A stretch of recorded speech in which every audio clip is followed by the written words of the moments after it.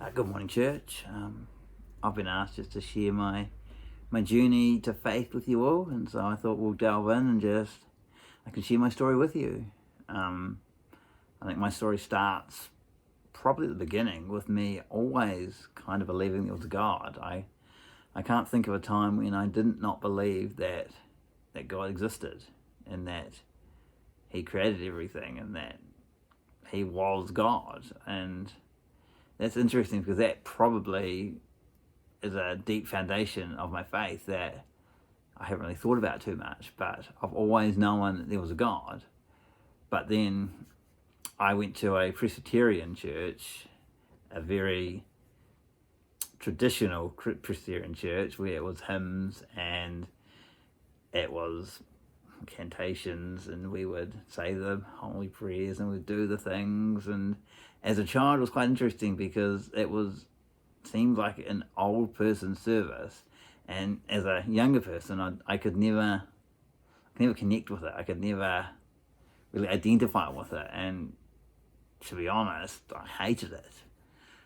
And I think when I was 10, Mum gave me the option. She said, look, you're not an adult, but you're old enough now to decide what you want to do. And it was coincided that at that very time my Saturday golf lessons turned to Sunday golf lessons, and so I had to decide between playing golf or going to church on a Sunday. And all I can say is my short game has improved dramatically.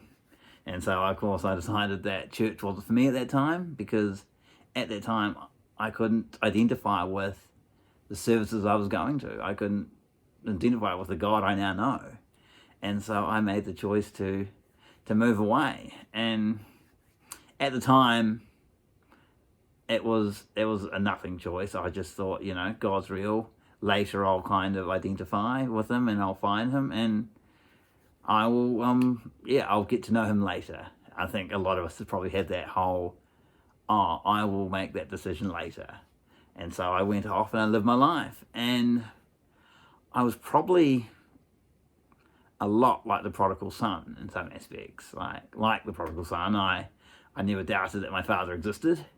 I never doubted he was real. I never doubted that he loved me, but I wanted to make my own choices. Now, I was only a tween, if you will, and it's like, you may be thinking, well, what choices could a tween make that would turn out so poorly? But fast forward 2 years,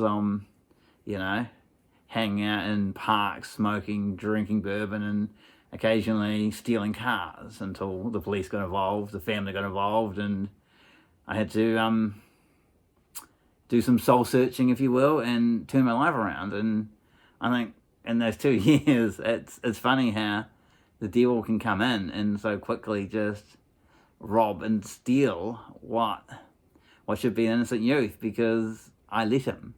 And I let him because I moved away from God.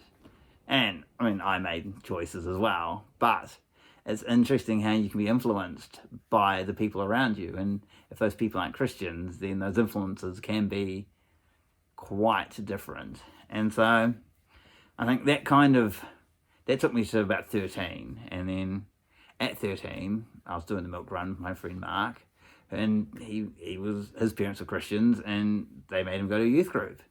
And he's like, oh, you should come to youth group. I'm like, oh yeah, God again. I thought, oh, well, why? He's like, oh, well, you see, there's like 30 girls and there's only 3 dudes. And I did the math. I thought, they're good odds. And as a young 13-year-old boy, I thought, you know what? I'm going to roll those dice. And so I went along, and, well, I was not successful with the ladies, but I was successful in reconnecting with God, which was so much, better really, because I got to meet a new God, at a Baptist church where, they had trendy music and they had like a more real experience with God. Now, God hadn't changed, but my interactions with him had.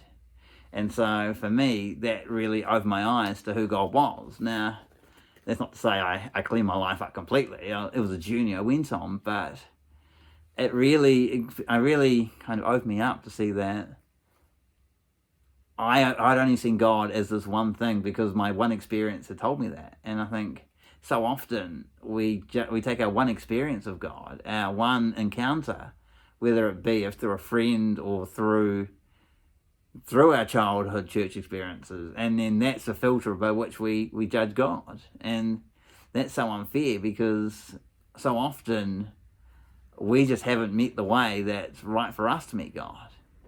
And so I just want to really encourage you that if you haven't met God yet, or you're kind of thinking, well, God's not quite real for me, I think it's more you need to work out how to connect with God. And that's something that you could talk to your John, the Pastor Seb. You could talk to anyone. Just kind of will help you kind of to find that out. But I think it's really important that you do discover how to connect with God, because once you get that connection, as I got at the Baptist church, all of a sudden it just changes. It goes from this head knowledge that God is real to this unbelievable love that God is real.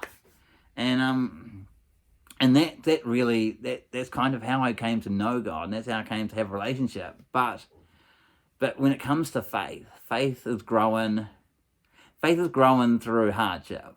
And it's not easy to say, but unfortunately our growth times aren't when we're up in the mountains. Our growth times are when we're in those valleys. And I want to share just one of my biggest valleys, and it's a valley I'm still going through, and it's a valley that I may battle with till I die. But as some of you know, as most of you know, I have rheumatoid arthritis, and so effectively that's my immune system, and it just attacks my joints, and it attacks it all the time. It is ceaseless. It is painful. Some days I can't walk. Some days I can't open doors. And then some days I'm fine. And there's no rhyme or reason for it. I take drugs, and sometimes they work, and sometimes they don't. And it's hard. Some days getting out of bed is hard, both literally and figuratively. But, it's like my faith has grown so much in these times. And I just want to share 2 Bible verses with you, because they're 2 verses that really, really stick with me. And the first is Job 1:21. Says, naked I was born, and naked I shall depart. The Lord giveth, and the Lord taketh away. Blessed be the name of the Lord. And that's something I've struck to, because it's like, it talks about how God will always give. And if God takes away, he's still God. And so our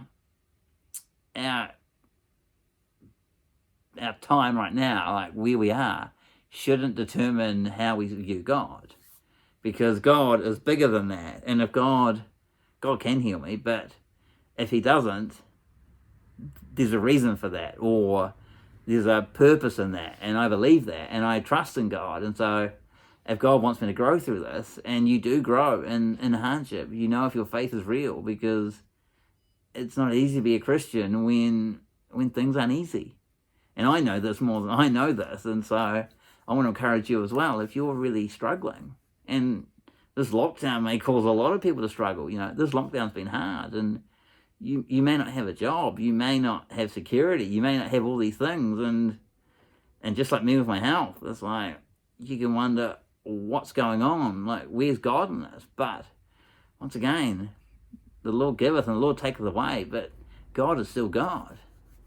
And so that's a verse that I've held on to most of my faith. That's kind of one of my fundamental verses that I've always gone back to. And another one's a story that I love, and I love it. It's in Daniel. I think it's in chapter 3, around verse 17. Maybe not. I'll check later, but I'm going to say it is. Let's just say it is for now. And that's the story of Meshach, Shadrach, and Abednego. And so the bit of the story I love is where they've gone to, King Nebuchadnezzar's made this big statue, and he said to them, everyone's got to bow down and you worship this. And they've said, you know what? We won't. And then King Nebuchadnezzar, now he likes these guys, but he says, you've got to do this or I will kill you. And then they look at him and they say, we believe our God can save us from the situation, And then the best bit, but even if he won't, we will not bow down. And it's that even if he won't bit that I just love, because, it's like they're saying, we believe in God and we believe he can do all things. But if he doesn't, we still won't do this. And this is the faith. This is what drives me, is that whole, even if he doesn't. And my goal in life is to be a Christian who can have that faith, to say, even if he doesn't. Now, the crazy thing is I've read that hundreds of times. And it's only recently just dawned on me that when they were saying that, like, I know the story, how the story ends, but when they were saying that, they didn't know the end. And yet they gleefully said, we will die before we bow down to your false idol. And short story long, they then get thrown into a furnace, and then in the furnace they look in and there's 4 people, the 3 of them, and the Son of Man. And it's just an amazing story of how they went through that. And even in their darkest hour, they said, we won't bow down. And I think sometimes we're tested like that. Sometimes we are done and I don't think God would have turned up if they had just bowed down. That was an opportunity lost for God to turn up and say, I won't, I will come and I will save you. And so I think, especially in this time of uncertainty, where it could be anything, but it is an uncertain time. We don't know where the country's going. We don't know anything. No one knows. The disease could be around for years. It could be anything. But in it, we know God. We know that God is a constant. And so I believe in God. And, every day that I get to wake up and I read about the God some more, and I pray and I just journey with God, I get new revelations. And so I want to inspire you, because, that's my journey and that's my story. But I know that you guys have stories too. So just think about your story and think about how can you share your story, because what you have is powerful as well. And it will be different to mine, but it will be real to you. And so no one can dispute that, because it is just your story. And so, I've gone on a journey before this to actually think about what my story was, so that I can share it with other people. But I think, I just want to inspire you guys to really think about your story and really think if it is something you want to share. So that's me. Thanks for your time, and I'll catch you when level 1 happens, I guess.